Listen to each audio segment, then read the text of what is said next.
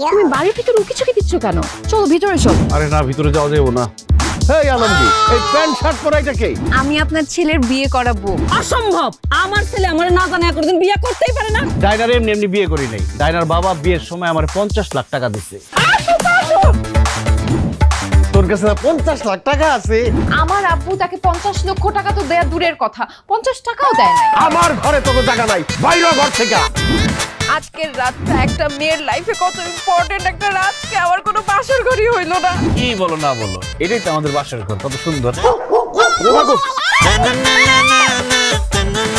নবাব জাদি এখনো ঘুমাইতেছে পড়া পড়া। এই মেয়ে যাও রান্না ঘরে যাও। আরে মা, কি বলতেছো তুমি এসব? ও রান্না করতে পারবো না, যাও। তোর বউ যদি রান্না করতে না পারে তুই রান্না কর। বিয়ে করে হয়ে গেল পালিয়ে বিয়ে, জানি না কি হবে বাড়ি গিয়ে। যদি কেউ না মানে কেউ না শোনে, ভেবে নিও খেয়েছি ধরা।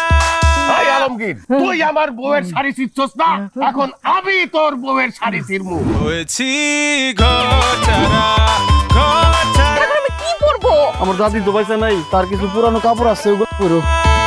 আব্বু তুমি কই, আমাকে সেখান থেকে নিয়ে যাও। না, চল এখান থেকে, আমি ওকে নিতে এসছি। আমি আমার বউকে অনেক ভালোবাসি, ডাইনা শুধু আমার। আলমগীর শুধু আমার। কিসের আমার? চল। ঢাকার মাইয়াটা রে সাইরাতে মনিরে বিয়ে কর, সারা জীবন সুখে